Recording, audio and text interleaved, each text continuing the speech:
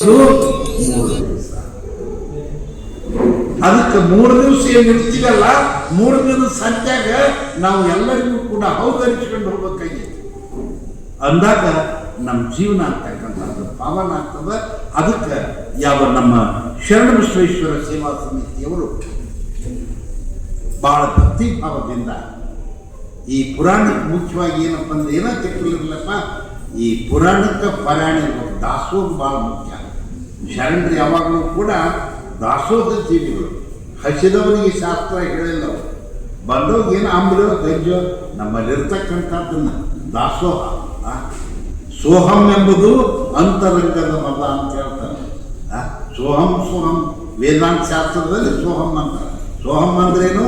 ಸಹ ಅಹಂ, ಅವನೇ ನಾನು ಅಲ್ಲಿದೆ ಅಂತ ತಿಳ್ಕೊಳ್ತಕ್ಕಂಥದ್ದು. ಅದರಿಂದ ನಾನು ಅದರಿಂದ ನನಗೆ ಅವಾಗ ಏನಂತಲ್ಲ. ಇಲ್ಲಿ ದಾಸೋಹಂ ಅಂತಂದ್ರೆ